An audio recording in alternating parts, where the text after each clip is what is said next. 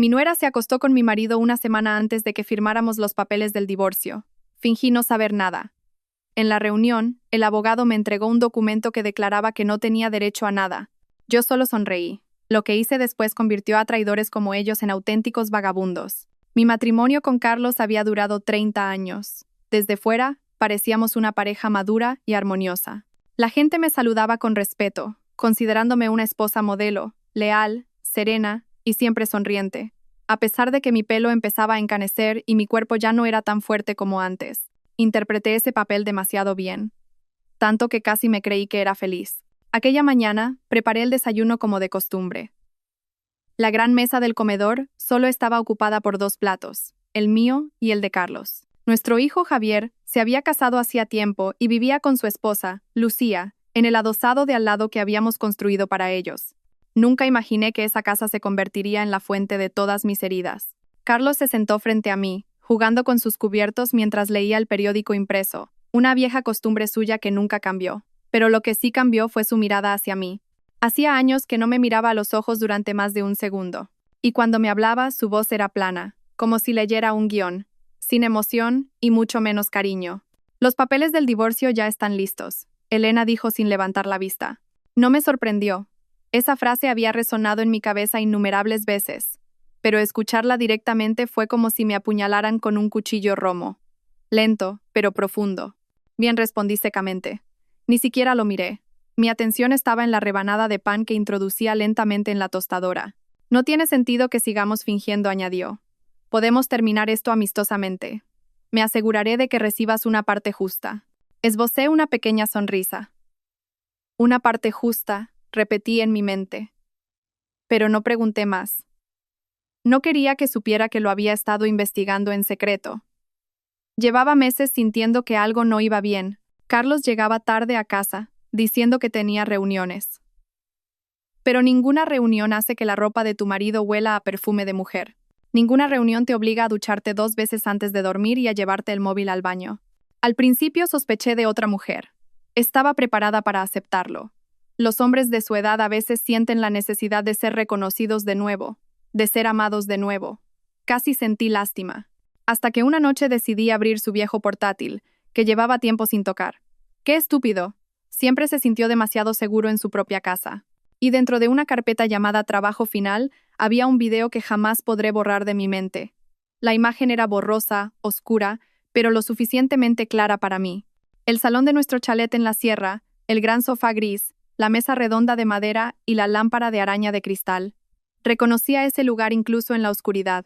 Y, más que eso, reconocí la risa que flotaba en el aire antes de que la pantalla mostrara 2 figuras. Carlos y Lucía. Mi cuerpo tembló. El video solo duraba 3 minutos y 18 segundos, pero fue suficiente para derrumbar toda mi vida. Apagué el portátil lentamente, respirando hondo. No lloré. No, madre mía. Simplemente me quedé sentada allí, en silencio.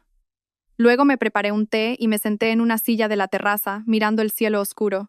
Pensé que arrojaría la silla. Pensé que gritaría el nombre de Dios y preguntaría por qué. Pero no, solo pensé en una cosa. ¿Por qué estaban tan tranquilos? ¿Por qué estaban tan seguros de que nunca lo descubriría? Esa noche tomé una decisión. No confrontaría a nadie. Fingiría no saber nada. Sonreiría durante el divorcio. Y cuando todos se sintieran seguros, los destruiría. Empecé a ver todo con nuevos ojos. Los ojos de una mujer que sabe que está siendo traicionada, pero que ya no quiere llorar. Desde que encontré ese video, todo cambió. Me convertí en una espectadora en el escenario de mi propia vida. Esta casa, mi marido, incluso Lucía. No sabían que había despertado de un largo sueño llamado confianza. Cada vez que veía a Lucía, estudiaba sus gestos. Últimamente entraba en nuestra casa con frecuencia. Decía que necesitaba ayuda para preparar una propuesta para un pequeño negocio. ¡Qué gracioso! Una nuera que viene a casa de sus suegros llevando un perfume penetrante y una blusa con más botones desabrochados de lo decente. Incluso Javier, mi hijo, parecía no darse cuenta de lo que pasaba, o quizás la amaba demasiado para verlo. Una tarde, vi a Lucía sentada en el salón con un portátil. Carlos bajó del piso de arriba, descalzo y con la ropa de casa desarreglada. Papá me estaba ayudando, dijo Lucía rápidamente al ver que los miraba. Yo solo asentí, sonreí levemente y me dirigí a la cocina como si me lo creyera. Los días pasaban lentamente. Cada segundo con ellos se sentía como un castigo, pero lo soporté porque estaba acumulando este dolor para usarlo algún día. Pensaban que no sabía nada. Pensaban que me iría de este matrimonio con la cabeza gacha. Pero lo que no sabían era que estaba forjando un arma en mi habitación. Detrás del viejo armario de madera, escondía documentos antiguos, escrituras de propiedades, certificados de acciones, extractos de cuentas bancarias conjuntas. Carlos siempre consideró que las finanzas del hogar eran asunto suyo. Tú solo tienes que firmar, decía, y la Elena de antes siempre obedecía, pero ahora leía cada línea. Estudiaba sus patrones de transacciones. Incluso grababa nuestras conversaciones en secreto. Una noche, mientras Carlos dormía, usé su huella dactilar, que presioné suavemente mientras dormía, para desbloquear su móvil. Y desde allí, entré en un mundo de mensajes que nunca estuvieron destinados a mí. Es como una estatua viviente. No se enterará de nada, cariño, le escribió Carlos a Lucía. Tranquilo, la semana que viene, después de la firma, seremos libres, respondió Lucía. Me llamaban estatua, pero esta estatua estaba trazando un plan que los enterraría vivos. Me reuní con alguien en un pequeño café cerca del Parque del Retiro. Se llamaba Sofía. Había sido mi mejor amiga en la universidad. Ahora era abogada, especialista en divorcios y propiedades. Quiero que todo esto se haga en secreto. Nadie puede saber que te he buscado, le dije. Sofía me miró durante un largo rato. ¿Hablas en serio, Elena? Esto será largo, duro y doloroso. Sonreí, dando un sorbo a mi café. Ya estoy muerta por dentro. Ahora solo quiero asegurarme de una cosa. ¿De qué? De que cuando ellos piensen que lo he perdido todo, en realidad sean ellos los que se queden sin nada. Unos días después, Lucía vino de nuevo, sentada a la mesa del comedor comiendo fruta mientras bromeaba con Carlos delante de mí. Parecían convencidos de que yo era demasiado ingenua para leer su lenguaje corporal lleno de secretos. Me encanta esta casa. Es tan acogedora, dijo Lucía, mirando a su alrededor. Incluso más que mi propia casa. Sonreí. Oh, por supuesto. Esta casa es perfecta para cualquiera que sepa apreciarla. No entendió mi indirecta, pero no me importó. Al día siguiente, Sofía me envió un borrador de la estrategia. Transferencia gradual de activos. Traspaso de propiedades a través de una sociedad pantalla que acabábamos de crear, y la recopilación de pruebas del adulterio que podrían fortalecer la demanda. Todo empezaba a tomar forma. Y lo más importante, aquel video de 3 minutos y 18 segundos. Lo guardé en un USB protegido con contraseña, dentro de una pequeña caja fuerte que solo Sofía y yo conocíamos. Ya no era la Elena que ellos conocían. Ya no era la esposa que se iría en silencio y con lágrimas. Ahora era una sombra en mi propia casa, observando, esperando y preparándome para encender la mecha. Aprendí a sonreír mientras sostenía un cuchillo, no literalmente, por supuesto, pero así se sentía. Cada día era una clase de interpretación. Los saludaba con amabilidad. Les servía té. Los escuchaba bromear y reír en el salón. Y lo hacía todo conteniendo las ganas de gritar. Pero no debía precipitarme. Un fuego que se enciende rápido. Rápido se apaga. Una buena venganza es la que se cuece a fuego lento. El viernes llegaron los papeles del divorcio. Carlos me los entregó él mismo. Sostenía una carpeta negra con el logo de una notaría impreso en la esquina superior derecha. Aquí están, dijo secamente. Solo tenemos que firmar la semana que viene. Ya he hablado con el abogado. Todo se dividirá a partes iguales. Sabía que era mentira. Sabía que ese documento había sido modificado en secreto, porque Sofía ya había obtenido una copia extraoficial de la misma notaría. Carlos fingía ser justo, pero su intención era dejarme sin un solo céntimo. No necesito la casa, Elena dijo con un falso tono noble. Quédate con la casa principal. Lucía y yo nos quedaremos en la de Javier por ahora. Pobrecillo, viaja mucho por trabajo. El nombre de Lucía salió de sus labios con total naturalidad, como si ya formara parte de su planificación a largo plazo. Fingí estar confundida. ¿Por qué, Lucía? Deberías vivir solo un tiempo. Carlos se encogió de hombros. Lucía necesita un lugar tranquilo. Su casa es demasiado pequeña. Guardé silencio, pero por dentro reí con amargura. Ni siquiera se daba cuenta de que ya mencionaba el nombre de nuestra nuera de una forma demasiado familiar, demasiado personal. La noche siguiente, los observé desde detrás de la ventana. Javier acababa de irse de viaje de trabajo. Lucía vino a esta casa como de costumbre, pero no entró por la puerta principal. Entró por el garaje. Sus pasos eran ligeros, como si estuviera acostumbrada. Pasaron 2 horas en el piso de arriba. 2 horas. Yo me senté en la cocina, con la luz apagada, acompañada solo por el zumbido del frigorífico y el tic-tac del reloj de pared. No hubo gritos, No hubo lágrimas, solo anoté la hora de entrada y de salida, como un cronometrador en una competición injusta. A la mañana siguiente, me reuní de nuevo con Sofía. El plan avanza sin problemas, pero tenemos que ser más rápidos, dijo mientras abría unos documentos. Carlos ha empezado a transferir acciones a su nombre a varias empresas fantasma. Si no actuamos ahora, lo perderás todo de verdad. Asentí, pero mis ojos se fijaron en un pequeño expediente titulado Acuerdo Prematrimonial Secreto. ¿Qué es esto? Firmó un nuevo acuerdo hace unos años sin que lo supieras. Y lo extraño es que parece que tú también lo firmaste. Mi corazón se aceleró. ¿Qué quieres decir? Sofía me miró fijamente. Tu firma ha sido falsificada, Elena. Observé la firma. Era parecida, pero no era mía. Carlos había falsificado mi identidad para asegurarse de que no tuviera ningún derecho cuando me dejara. Eso no era solo una traición, era un saqueo. Va a pagar por esto, murmuré. Ese día hice un nuevo juramento. Un juramento que no hice en el altar, sino que tallé en mi alma. Haría que lo perdieran todo, no solo el dinero, sino su reputación, su nombre, su confianza y su sensación de seguridad. El sábado por la noche, la casa estaba vacía. Javier seguía fuera de la ciudad. Vi a Lucía y a Carlos salir juntos en un coche negro. Sabía a dónde iban. Al chalet de la sierra. El lugar donde se grabó el video. Los seguí en secreto. No para confrontarlos, no para arruinarles la noche, sino para instalar una nueva cámara. Una cámara nocturna, sin sonido, sin luz. Una cámara que capturaría todas sus mentiras desde ángulos que no sospecharían. Una cámara que sería la prueba final. La prueba que enviaría yo misma, no a la policía, no a mi abogada, no a la familia, sino a Javier, mi propio hijo. Porque si quería destruir a Lucía, tenía que matar lo único que la hacía parecer valiosa a ojos del público, su estatus de esposa fiel. Entré en casa con la respiración todavía agitada. El viaje desde la sierra a la ciudad nunca me había parecido tan largo, pero esa noche fue como una pesadilla interminable. Instalé la cámara con manos temblorosas, no por miedo, sino porque era consciente de que lo que estaba haciendo ya no era solo una venganza. Era un sabotaje contra mi propio lazo de sangre, mi hijo Javier. Pero no tenía otra opción. Tenía que destruir a Lucía desde la raíz. Y esa raíz era la ceguera de mi hijo, que amaba demasiado a la mujer equivocada. 2 días después, la cámara envió una grabación automática a través de la nube a una carpeta secreta que compartí con Sofía. No la vi de inmediato. Sabía lo que contenía. Ya me había torturado bastante viendo la primera, pero esta vez tenía otro propósito. Javier regresó el lunes por la mañana. Me abrazó como siempre, cansado pero afectuoso. No sabía que su abrazo se sentía como una daga para una madre que sabía que su esposa se acostaba con su propio padre. Te he traído un regalo, mamá. Chocolate de Bélgica, dicen que es bueno para el corazón, dijo con una pequeña risa. Le devolví la sonrisa. Tú eres el que necesita ese chocolate. Tu corazón se rompería si supieras la verdad, pensé. Pero seguí interpretando mi papel. Seguí siendo la madre que da la bienvenida a su hijo, le prepara café y escucha sus quejas sobre su agotador trabajo. Javier era sincero. No era un marido perfecto, pero era un hijo que nunca me había hecho daño, y eso lo hacía todo aún más doloroso.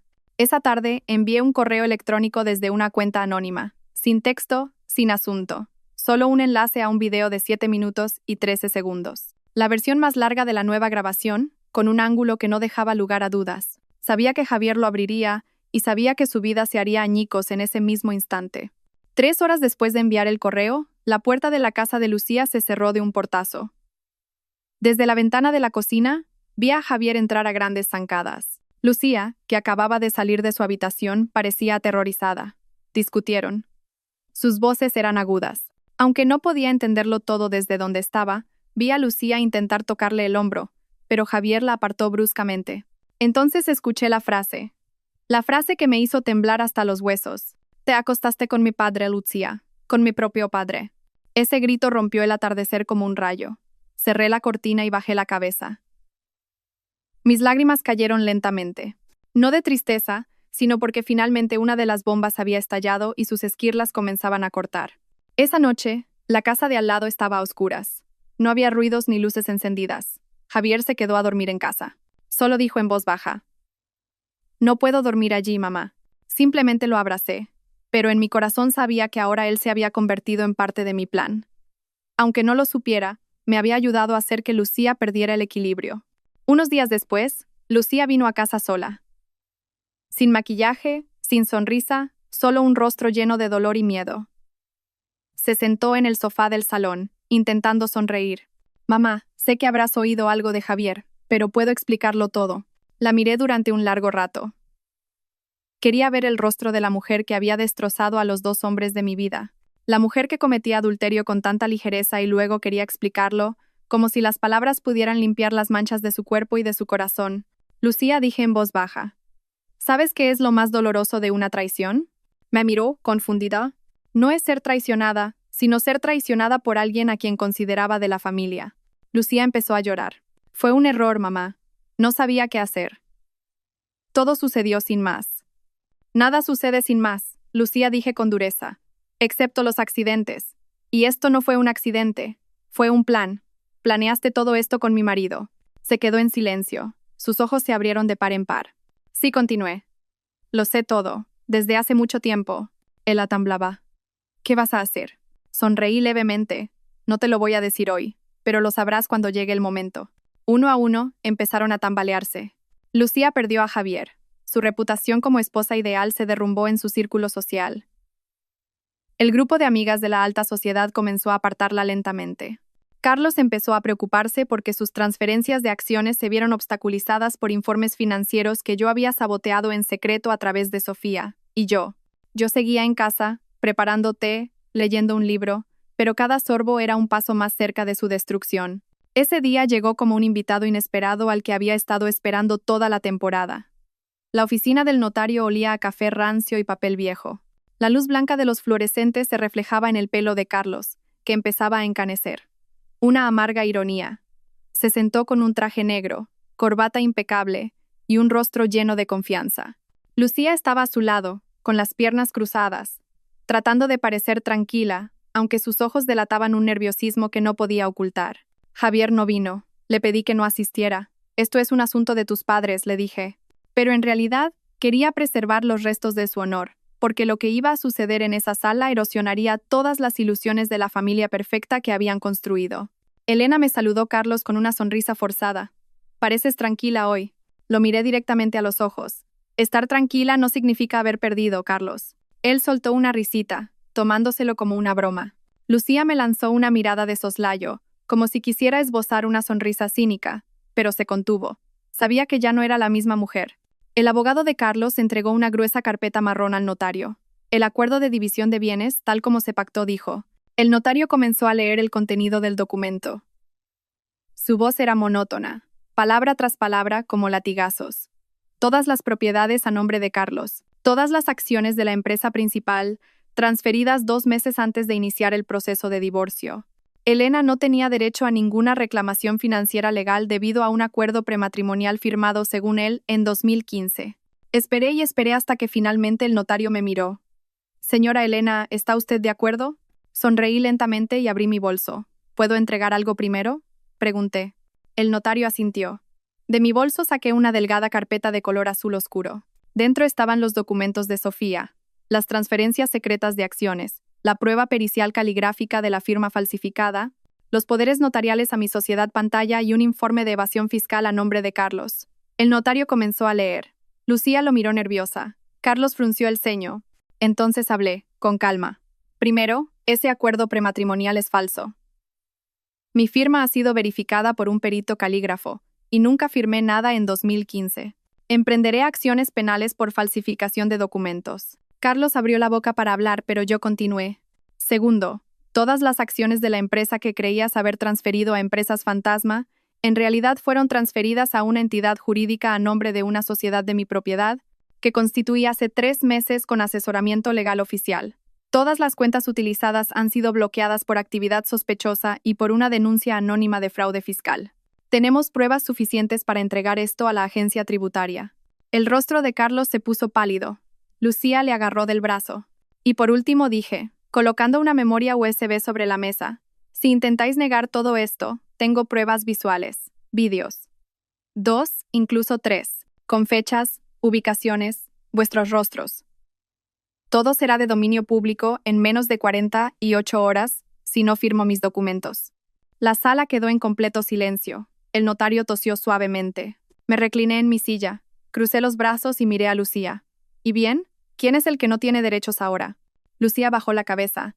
Carlos me miraba como si viera un fantasma. Me levanté, sin firmar ningún documento, sin responder a ninguna pregunta. Solo dije, creíais que hoy iba a llorar yo, pero a partir de hoy, seréis vosotros los que lloraréis todos los días. En el aparcamiento, miré al cielo. Lloviznaba. Perfecto. No celebré, no reí, no lloré. Pero dentro de mí, las voces que habían estado atrapadas durante tanto tiempo finalmente se callaron. No porque hubiera ganado, sino porque ellos estaban empezando a perderlo todo. Y esto era solo el principio. Después de esa reunión, no volví a casa. Necesitaba silencio, un espacio fuera de la casa que todavía guardaba los fantasmas de sus voces.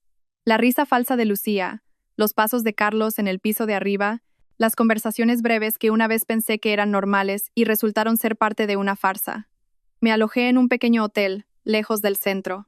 Sofía me aconsejó que me mantuviera alejada por un tiempo, no por miedo, sino porque sabía que era el momento de que el escenario cambiara. Ya había interpretado mi papel de mujer ingenua durante demasiado tiempo.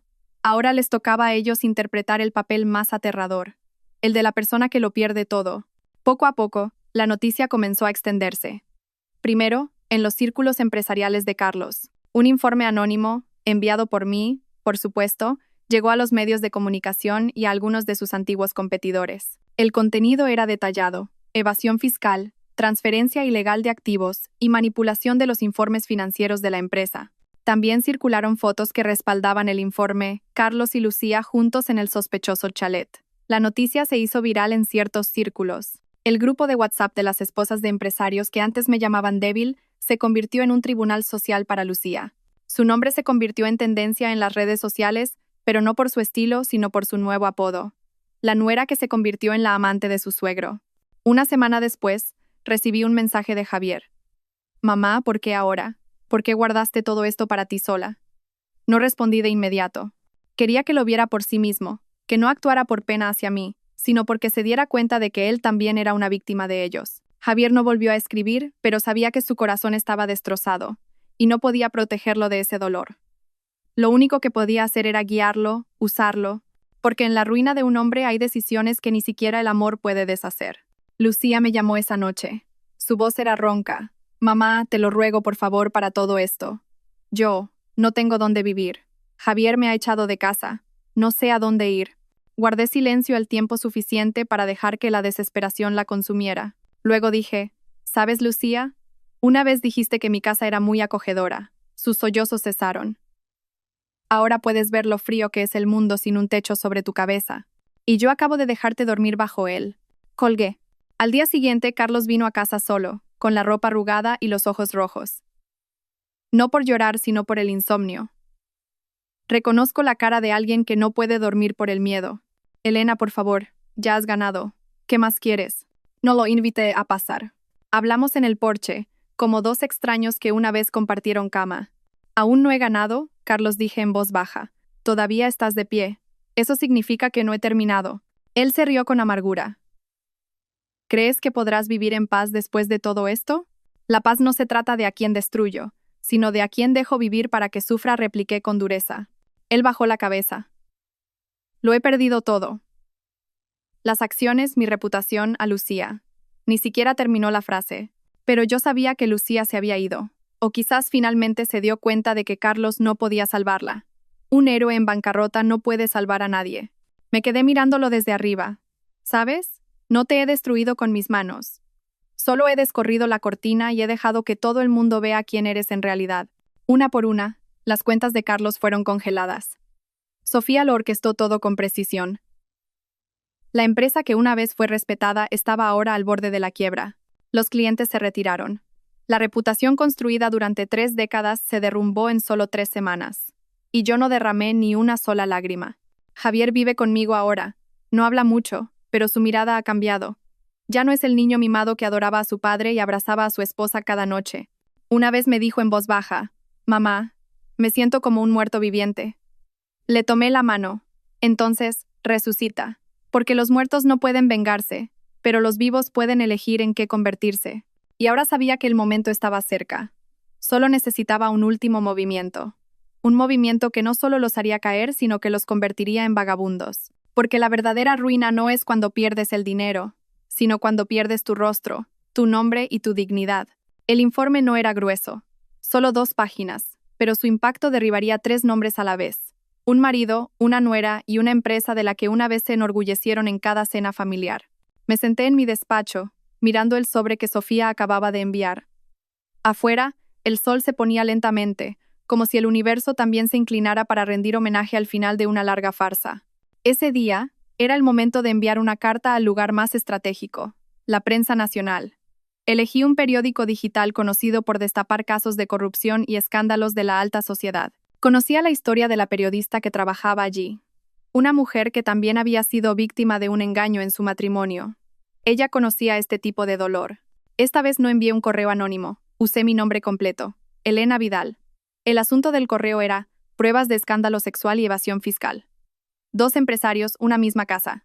Adjunté las fotos que probaban el adulterio de Carlos y Lucía en el chalet. El video de la cámara secreta que instalé, las pruebas de las transferencias ilegales de activos. Los resultados de la auditoría interna que demostraban la falsificación de los informes financieros. Y un breve párrafo.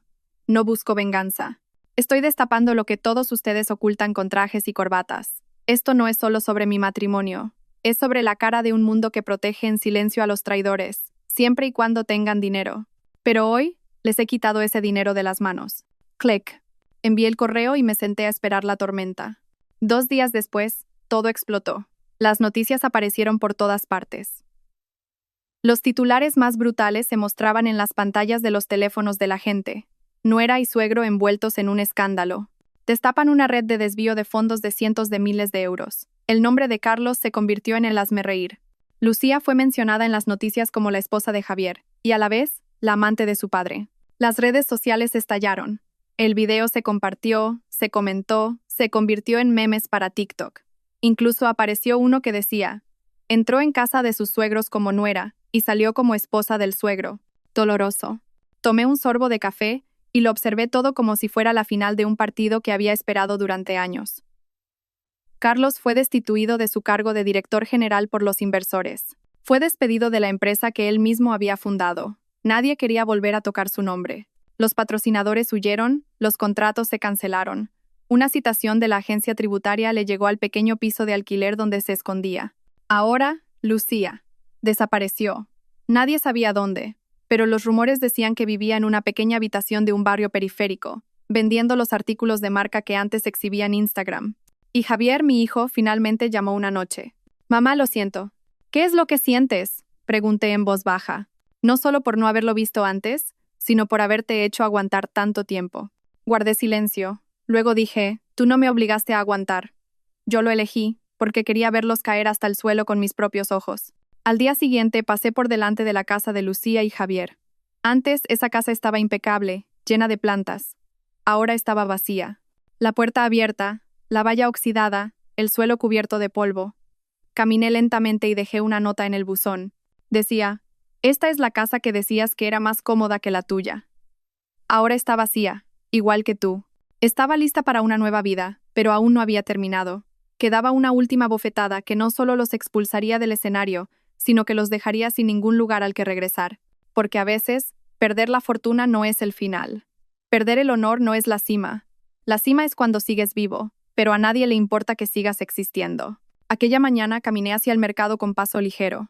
El cielo estaba despejado, el aire limpio.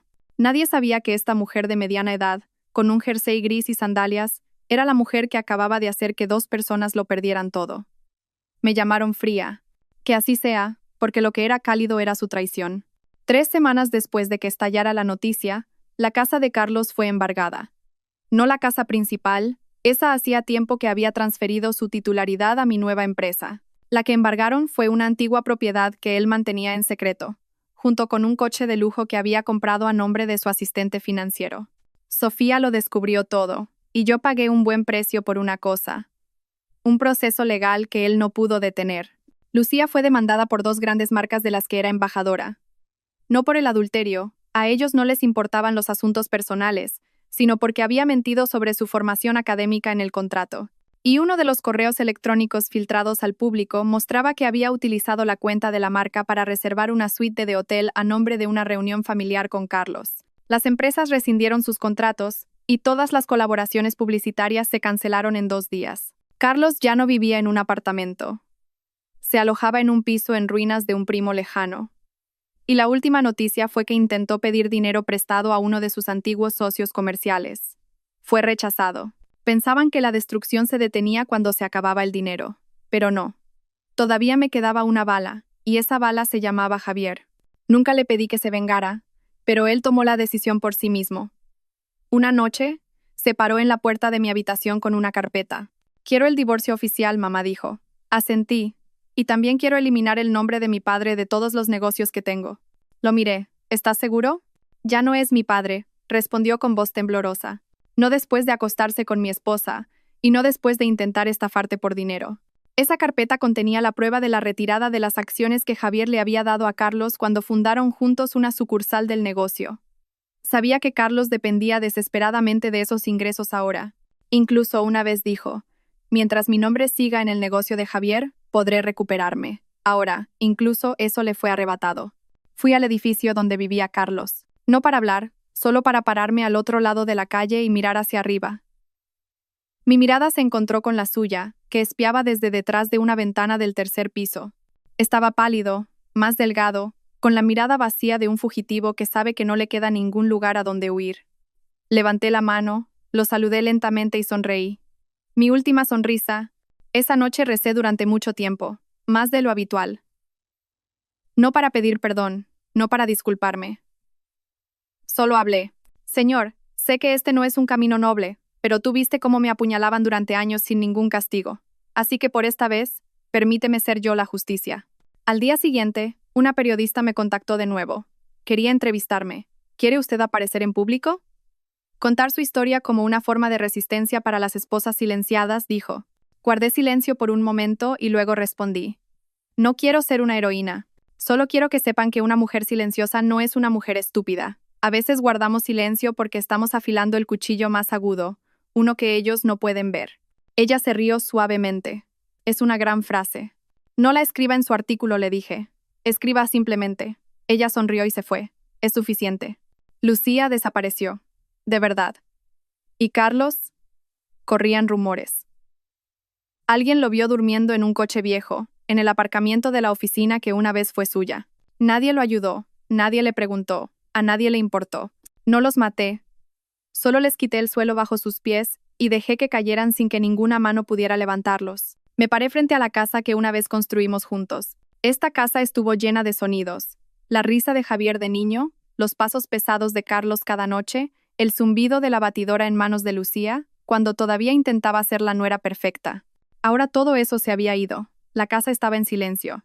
Pero no era un silencio vacío. Era un silencio completo. Porque finalmente, ya no había mentiras resonando en sus paredes. Giré la llave y entré. Ningún sonido me dio la bienvenida. Ningún rostro al que quisiera saludar. Pero fue precisamente por eso que me sentí en casa. Habían pasado 2 meses desde que estalló la noticia. Sus nombres desaparecieron de los titulares. La gente se aburre, como siempre. Un escándalo siempre es reemplazado por otro.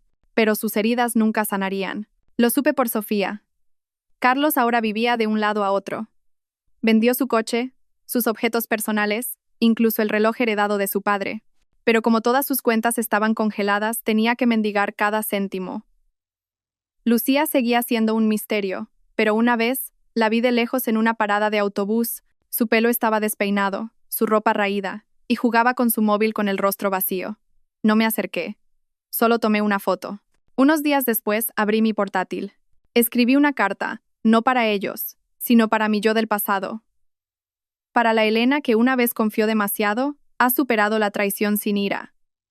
Viste tu casa arder, pero no alimentaste las llamas. Te vengaste, pero no mataste. Solo les enseñaste una lección. Nunca confundas el silencio con la debilidad. Miré el texto durante un largo rato, y luego lo publiqué en un blog personal que llevaba mucho tiempo inactivo. Lo reactivé, no con la intención de inspirar, sino para dejar una huella de que una vez existí y que elegí no permanecer en silencio sin necesidad de gritar. Semanas después, me invitaron a un pequeño seminario sobre la mujer y el honor. Querían que hablara. Al principio me negué, pero Javier me convenció. Dijo que era hora de que no solo me demostrara algo a mí misma, sino a todas las mujeres que eligen aguantar y luego luchar. Me subí a un pequeño escenario. El micrófono temblaba en mi mano, pero cuando empecé a hablar, todo fluyó. No he venido aquí para compartir inspiración, dije. He venido para decirles que si alguna vez han sido heridas, traicionadas, consideradas insignificantes, no tienen que gritar. No tienen que responder quemando. A veces basta con abrir la puerta, dejarlo salir, cerrar con llave y construir un mundo nuevo dentro. Porque el silencio, si se usa correctamente, puede ser un arma más letal que un grito. Los aplausos no fueron estruendosos, pero fueron sinceros. Y esa noche volví a casa con un paso más ligero que nunca. Una mañana recibí un pequeño paquete sin remitente. Contenía una carta y un anillo, mi antiguo anillo de bodas. La carta solo tenía una frase: has ganado. Ya no sé quién soy. Sabía que era de Carlos. Pero no respondí. No hay respuesta para alguien que ha dejado de formar parte de tu vida. Simplemente envolví el anillo de nuevo y lo puse sobre el fuego de la cocina. Giré el mando, lo calenté. El metal se derritió lentamente, formando un pequeño charco que finalmente se solidificó sin forma alguna, igual que nuestro matrimonio. Ahora, no hay más voces del pasado, ni huellas de Lucía, ni sombras de Carlos. Solo yo, mi casa y un plan que finalmente ha concluido. Pero antes de cerrar el telón, quedaba una última cosa. Una bofetada final. No para ellos, sino para el mundo que una vez los defendió, que silenció mi voz, que me consideró solo una pobre esposa vieja digna de lástima. Ahora iba a hablar por última vez, y me escucharían. Me paré frente al viejo espejo, contemplando mi propio rostro. Este rostro era el mismo con el que me casé hace 30 años.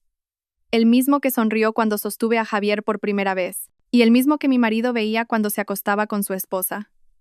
Pero algo era diferente ahora. Mis ojos. Estos ojos pertenecían a una nueva mujer. Hoy iba a abrir la boca por última vez. Grabé un vídeo. No para hacerme viral, no para dar pena, sino para dejar una advertencia. Una confesión, no de pecado, sino de ajuste de cuentas. Me senté frente a la cámara. Sin maquillaje, sin ropa elegante. Solo yo y la voz a la que nunca le dieron un escenario. Y entonces hablé. Mi nombre es Elena Vidal. Antes fui la esposa de Carlos, la madre de Javier y la suegra de Lucía. Ahora no soy nada para ellos. Pero sé una cosa, una vez fui una víctima, y no permitiré que ese sea el final de mi historia. No solo me engañaron, conspiraron para robarme mi casa, mi nombre, mi vida, y elegí el silencio. No por debilidad, sino porque esperaba el momento adecuado para hacerles sentir el infierno que crearon para mí. Hoy no les pido que me crean. Les pido una cosa. Si algún día se encuentran apartadas, engañadas, ridiculizadas por ser demasiado silenciosas, acuérdense de mí, porque a veces la voz más fuerte no es la que grita, sino la que actúa sin hacer ruido. Publiqué el video en silencio, sin notificaciones, sin compartirlo en ningún grupo. Solo quería que viviera por sí mismo como yo, pero en 48 horas llegaron los comentarios. No de compasión, sino de reconocimiento. Mujeres de diferentes ciudades escribieron sus historias en la sección de comentarios, historias que nunca se habían atrevido a contar. Me engañaron 2 veces, pero me quedé callada. Ahora sé que no estoy sola. Gracias, señora Elena. No porque sea fuerte, sino porque demostró que el silencio también puede matar. Mañana me iré de esta casa con la cabeza bien alta. Carlos vio el video. Lo supe por un mensaje que me envió. El último. Tenías razón. Pensábamos que no tenías nada, pero resulta que eras tú la que nos dejaste sin vida. No respondí. Lucía, quién sabe dónde. Pero alguien me envió una foto de un centro de acogida para mujeres. En la foto, había una mujer sentada sola, con la cabeza gacha, abrazando sus rodillas. Pero supe que era ella. Finalmente, Lucía dormía en el lugar que más temía. Un lugar sin estatus, sin marido, sin dinero y sin nombre. Javier ahora tiene su propio negocio. No se ha vuelto a casar, pero está reconstruyendo su vida poco a poco. Y eso es suficiente para mí. Porque sé que las heridas familiares no sanan en meses, pero él ha roto la cadena, y eso es más que suficiente. Estoy sentada en el porche de mi casa, mirando al jardín. El café en la mano, el aire de la tarde. No hay sonidos del pasado, solo yo y mi paz. Pero no es una paz que viene del perdón, ni del olvido. Es la paz de saber que todo lo que me destruyó ya no tiene un lugar al que volver. No gané porque ellos fueron destruidos, sino porque están vivos y tienen que tragarse su propio nombre cada día. Yo solo sonrío, porque no maté a nadie. Simplemente dejé que la verdad se pusiera de pie y observé quién se derrumbaba ante ella. Gracias a todos por seguir. Espero que esta historia despierte su interés por los temas sociales. Si te conmueve, dale like, comenta, comparte y suscríbete a mi canal. Juntos difundamos energía positiva y protejamos la luz. Gracias.